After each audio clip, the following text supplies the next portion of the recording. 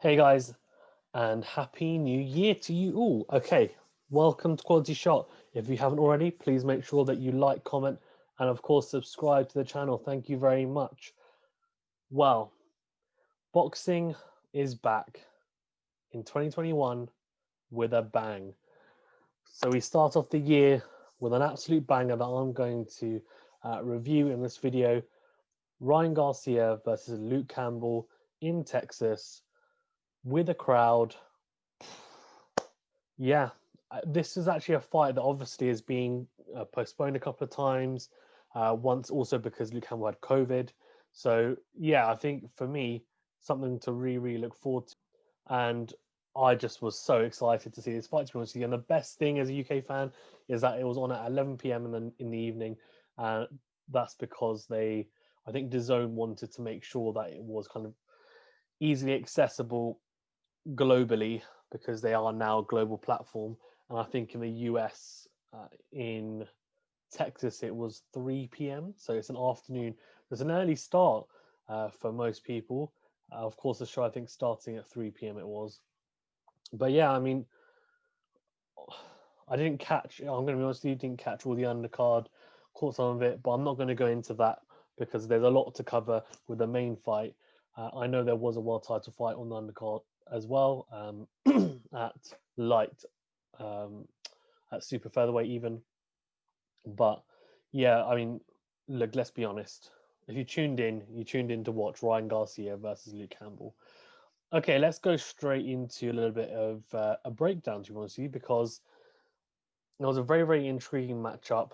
Ryan Garcia, who is normally a counterpuncher, and you had Luke Campbell on the other hand, who similarly a little bit of a counterpuncher, but more on the back foot, doesn't really throw those fast combinations like Ryan Garcia does, and tries to pick his shots and box at range, use the jab, southpaw as well. So a little bit tricky in that sense. And look, I mean, he had a good showing against Lomachenko. Obviously, was outboxed for the majority of the fight, but held his own and also got up for a body shot in, I think it was the 11th round from Lomachenko and fought to the final bell. So pretty valiant effort from him. And Ryan Garcia coming off, I think it's 2 first round knockouts. So only for, they said something, I think it was 2 first round knockouts, but basically has hardly had much time in the ring just due to his fights ending early. And we know how much hype is around, well, I can say because he's younger than me, but around this kid at the moment because social media wise, he has a very big following. People kind of around my age or younger, so we're talking in your late teens, early 20s, even mid 20s potentially as well. He's got a big following there, and a lot of people checking out he does like a body shot channel and all sorts. So I think he also thinks of himself as a little bit of an influencer. But anyway, so going into this fight, there were really 2 big questions. I think it was billed as Fire and Ice, Ryan Garcia being the fire, and Luke Campbell, as his nickname is, Cool Hand, being the ice. And it was billed as this is the fight to see who can get a world title shot next, because this was to win, well, not to win, but to establish yourself as a mandatory for Devin Haney's WBC belt.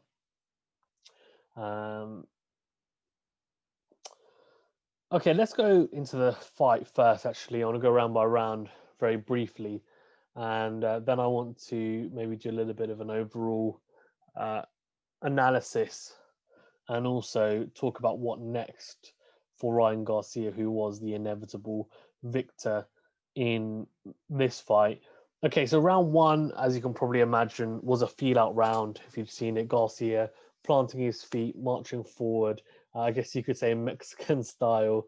Obviously, had Canelo watching and is also, trained by Eddie Reynoso, who is Canelo's trainer. Marching forward, but Luke Campbell on his toes, moving and trying to pop the jab on the back foot, whereas obviously Garcia looking to throw his trademark quick hands, looking to throw heavy punches and bunches, and those quick, short, sharp combinations was what he was really looking for to try and stun Luke Campbell. But the first round, feel that round for me, I'd edge towards Garcia just because he was the busier of the two. Round two, again, Garcia trying to pressure Campbell. But one thing that I think was noticeable in the first round, also the second round, is that Campbell, Campbell was trying to time Garcia. Now, there's that old cliche that timing beats speed. And Kell Brook says it all the time because obviously there's that rivalry with Amir Khan and, the fight that what might happen, might not happen, who knows. Anyway, so Garcia, again, has the speed advantage. I have to say, by the way, I don't think he looked that much quicker than Luke Campbell. A lot of people said to me he's not that quick. He's not as quick as you think he is. And it can be misleading. And I think he does have fast hands. But, for example, they're not as fast as someone like a prime Amir Khan. I think they are fast, but he reminds me of Amir Khan in the sense that he's got fast hands. But as I said, they're not as fast as Amir Khan. And I also think, but he's got more power behind his punches than someone like Amir Khan. And part of that, I think, is also to do with the fact that he plants his feet more than someone like Amir Khan used to. But also a little bit detrimental to him is the fact that he plants his feet too often. And what it means is that his feet, he's a little bit plodding, and his feet are not as quick as his hands, and that's something that he needs to improve on is his foot movement because his feet, he just looks very plodding, whereas Luke Campbell was on his toes and looked more agile around the ring, is what my opinion was whilst watching it. But Garcia did well to kind of cut off the ring, I think, to be fair. But again, I just think that's something that he can work on. And when he fights someone who does come forward, he'll need that because I just think defensively there's a few things to touch upon that he can definitely work on. But I'll touch upon that more in detail after going through the rounds quickly. So Campbell, in that round two, obviously, was a big round, especially for Luke Campbell, because he set up this quality overhand left. And as I said, Campbell was timing Garcia before, but he was timing him with these very short, left hooks, very almost 1 inch left hooks, timing Garcia as he was coming in while throwing a jab or coming to throw a combination, and it would kind of just stun Garcia enough to back him off and say, okay, I've got to take a step back here. And Campbell's very clever, and we know that he's an Olympic gold medalist. He's a very, very accomplished amateur, one of the best to ever come out of the UK. Obviously not a world champion yet, and may never be one. But look, he's very well schooled and knows his boxing and has got a very good boxing IQ, and you could see that. And he just set up this absolutely quality overhand left. And obviously being a southpaw, that's his backhand. And yeah, it was just a quality shot. And you saw it, and it's weird because the camera angle showed the back of Ryan Garcia. So all you could see is him getting clipped and then just dropping onto the canvas. And it looked like a pretty heavy knockdown, to be fair, at first. It looked heavy and it looked like he was in trouble, but fair play to him. I have to say, he recovered quickly. And, after watching the replay and also seeing how the fight played out, I think it was an extremely good shot by Luke Campbell, I have to say, and take no credit away from him because I just think it was a very, very good shot. But it just seemed more like a flash knockdown than a heavy, hurtful one, just because if you watch the replay, Ryan Garcia is moving back as he's getting hit, and it kind of takes a little bit of the power away from the punch when you're moving away like that, because it doesn't quite land as flush as it would if he was leaning forward or if he kind of caught all of it. And I think it was more like he got caught at the end of the punch rather than getting caught kind of through the it wasn't like a punch that went through the target, if that makes sense. But a very, very, very good shot by Luke Campbell, stunned Ryan Garcia. And look, let's be honest, he was in trouble as soon as he got up there because you're just thinking he has to recover and he has to make sure he doesn't get caught again because it still would have hurt him. It just didn't look like one of those ones where you get up and your senses are completely gone. I think after he said that he felt a little bit dizzy, but obviously he didn't feel so bad that he was struggling in there to fight. He got up pretty quickly, looked okay, had his wits about him. So, and one thing that actually the commentators said, which is very interesting, is obviously his promoter, Oscar De La Hoya, the great Oscar De La Hoya. He went through something similar in his career where he got knocked down early in his career, but he got up and almost enjoyed it and sort of as a new experience.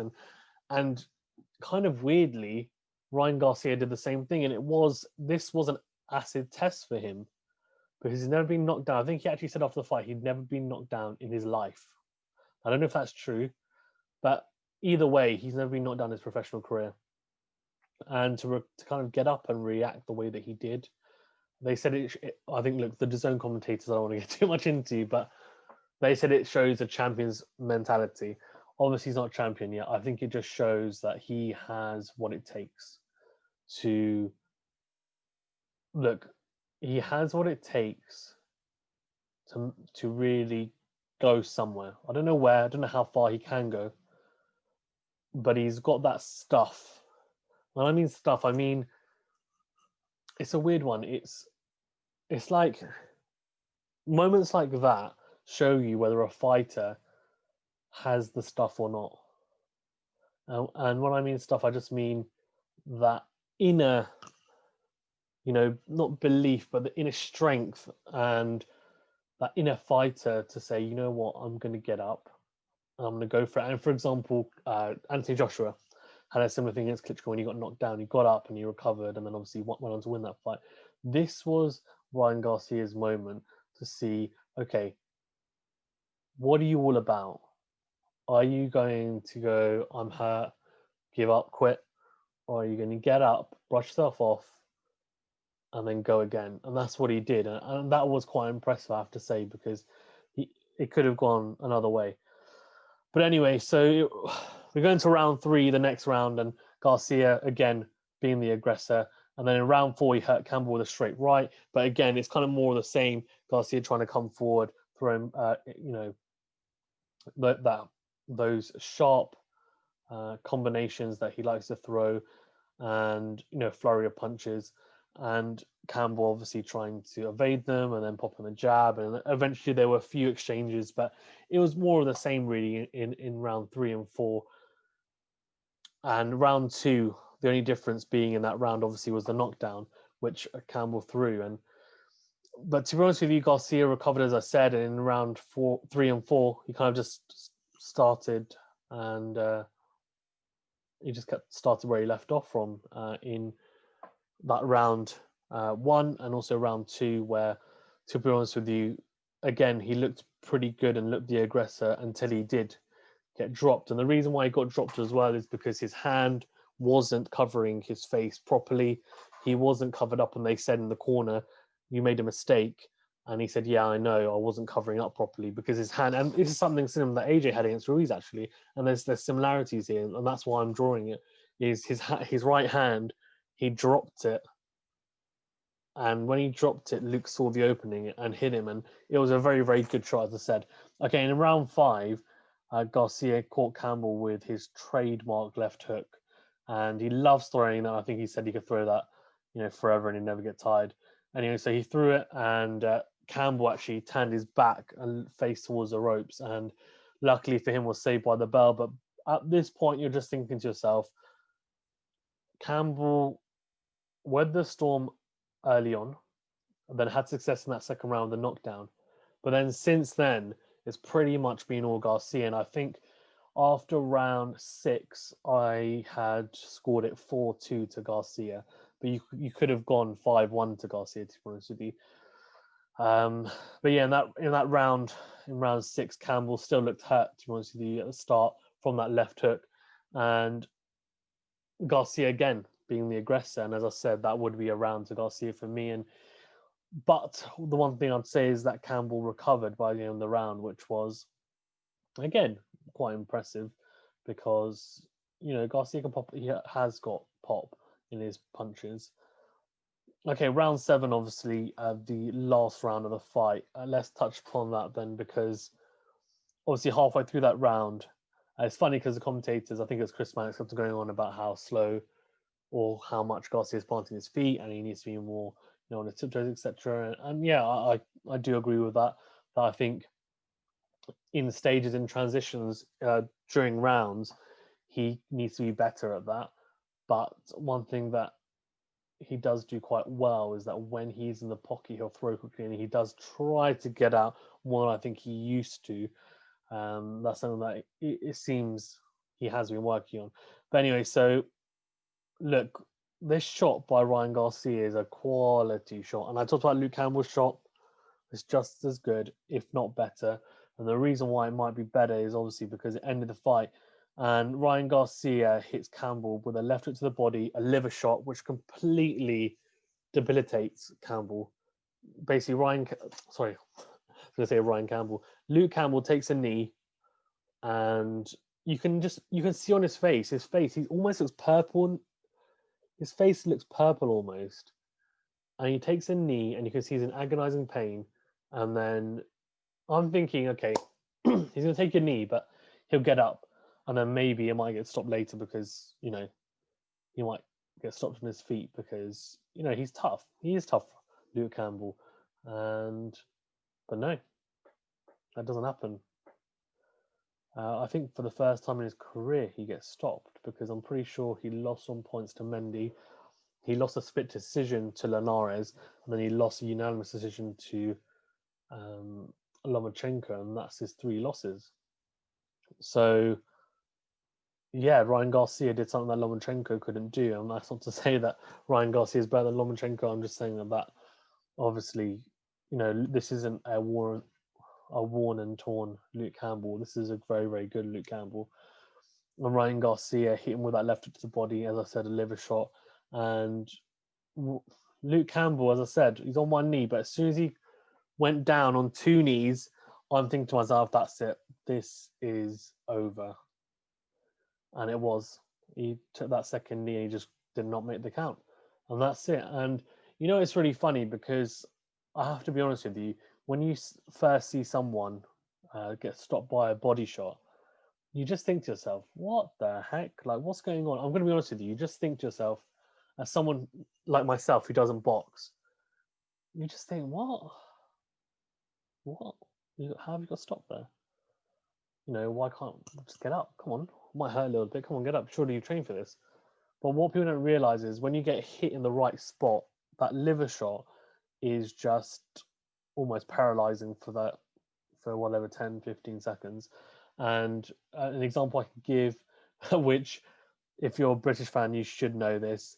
And if you're a US fan, you probably won't. Australian fan, you probably will. Is Dave Allen versus Lucas Brown, which is a heavyweight fight, which pretty much had no significance, I'm being honest with you. But obviously, Lucas Brown was an ex-WBA regular world title holder.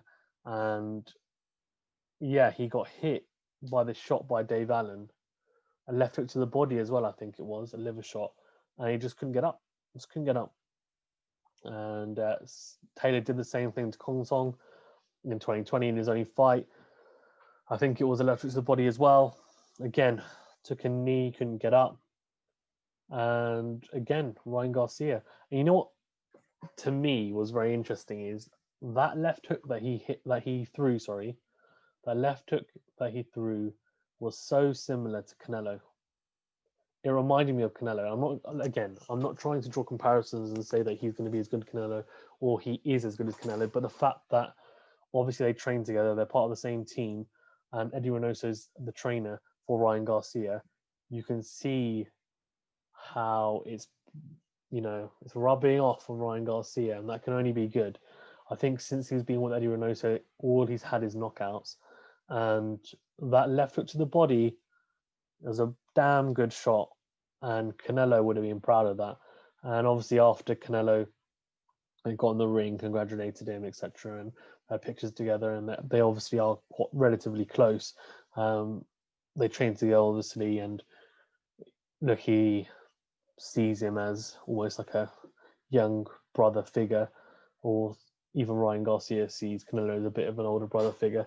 And look, they look after each other, and that's good. That's good.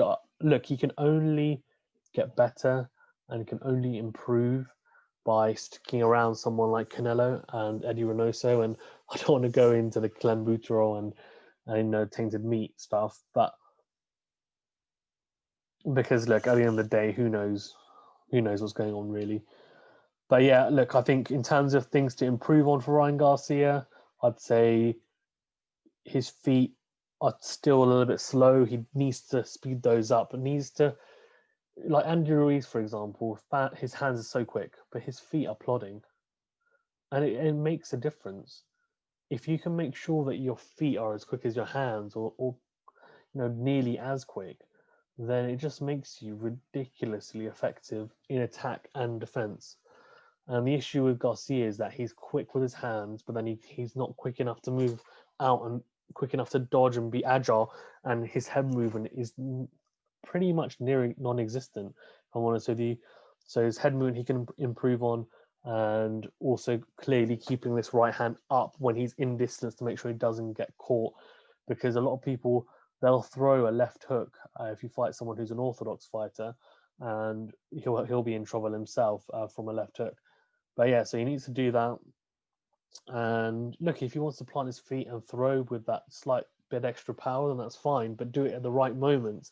I think that's what's really important. So, but I think all in all, a very, very good performance from Ryan Garcia. Very, very, very good performance. If I'm honest with you, I thought he did extremely well to make sure that he won this fight. And in my opinion, like I thought Luke Campbell would win on points just because of experience, and I didn't really think Ryan Garcia had fought anyone, to be honest with you. But sometimes someone comes along like Ryan Garcia, who is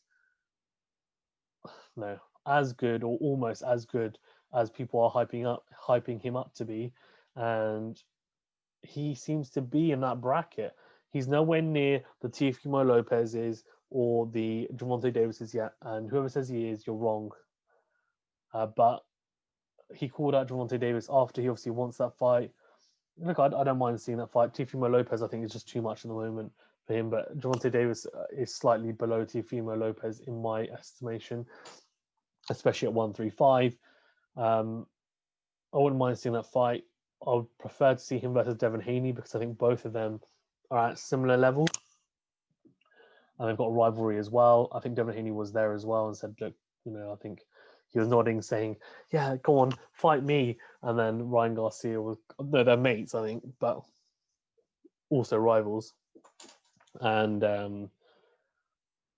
I think he obviously wanted Ryan Garcia to say, yeah, I definitely want to fight you. But then he said, guys, who do you want? And people were saying Tank Davis. And he's like, we want Tank. And I think Devin Haney's face was like, okay, cool. Well, I guess I'm going to be after that then. Yeah, it's funny though, because Bob Arum did say that he wanted Teofimo Lopez to fight the winner. So I think he just realizes the value in Ryan Garcia and how much buzz there is around him.